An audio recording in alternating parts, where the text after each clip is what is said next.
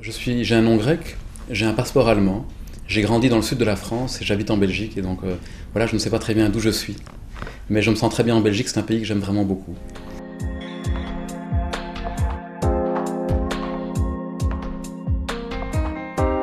Alors, ce qui est important, il me semble aussi à dire pour la psychologie positive, que ce n'est pas une psychologie du bonheurisme, de rose bonbon, on voit tout va bien, tout le monde est gentil, c'est pas ça du tout.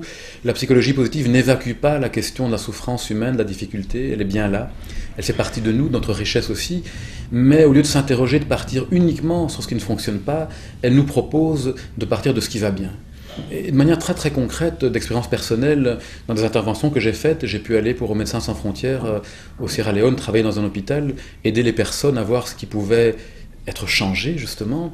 Et on est parti de tout ce qui allait bien pour chacun, de ce que chacun était content, de ce qui allait déjà bien. Et on peut se dire que tant qu'on est vivant, c'est que quelque chose fonctionne. Et qu'est-ce qui va nous permettre de changer de manière plus juste, plus harmonieuse? Est-ce que c'est uniquement de regarder ce qui ne fonctionne pas, ou c'est bien sûr d'être réaliste, mais d'être réaliste en partant de ce qui est déjà là et bien sûr de ce qu'on peut améliorer. Il y a une dimension autant personnelle, quels sont les exercices que je peux pratiquer, que vous pouvez pratiquer pour avoir une vie plus heureuse. Et là, bien sûr, le bonheur n'est pas un bonheur normatif. Le bonheur, il appartient à chacun de définir quelle est la vie bonne pour lui, la route qui l'amène vers ses valeurs à lui.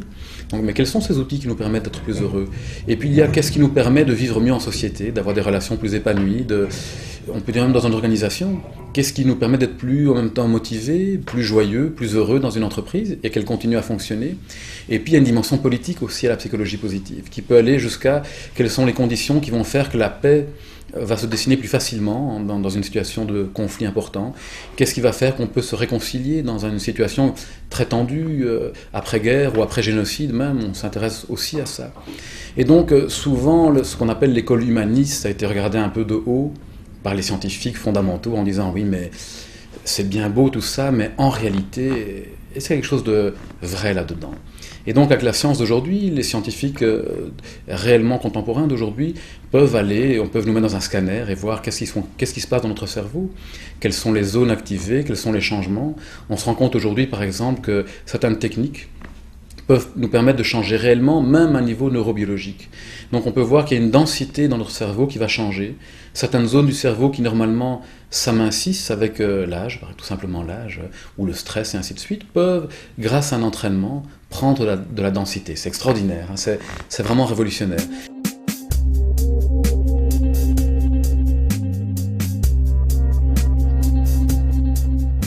Moi, je dirais que ma vision du changement dans le monde, pour commencer par ça, c'est une vision des tout petits pas.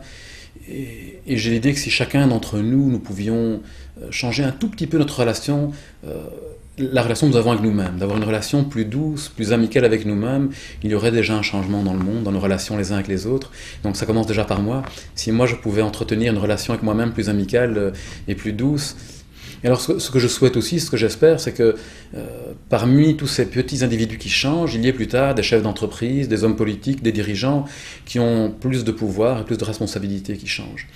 Et ce que je dirais, moi si je devais dire à des jeunes, je dirais aux jeunes que souvent je rencontre et qui veulent aller dans le monde alternatif, je dirais est-ce que c'est toujours la solution? Je dirais non, allez dans les grandes écoles de commerce, allez dans le monde politique, allez dans les entreprises parce que c'est là aussi que vous aurez un impact. Si toutes les personnes qui s'ouvrent vont dans le monde alternatif, deviennent artistes, et c'est très bien aussi, bien sûr, on a besoin de tout, mais deviennent artistes dans la contre-culture, il va peut-être manquer aussi d'agents de changement dans les endroits aujourd'hui où on en a le plus besoin, dans le monde économique et politique par exemple.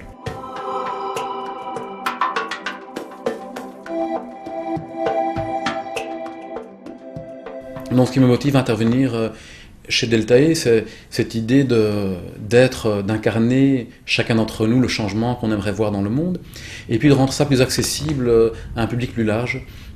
Mais comme vous l'avez partagé avec moi, c'est vrai que très souvent, ce qu'on appelle le développement personnel ou la psychologie et ainsi de suite, n'est pas tellement accessible pour nous tous. Et si on va regarder les endroits de conférences, les conférences que moi je donne, les conférences que je vais suivre, il y a souvent le même public malheureusement qui est là. Et donc pouvoir rendre ça plus ouvert à un plus grand nombre, c'est aussi participer d'une certaine manière à ces petits pas de changement.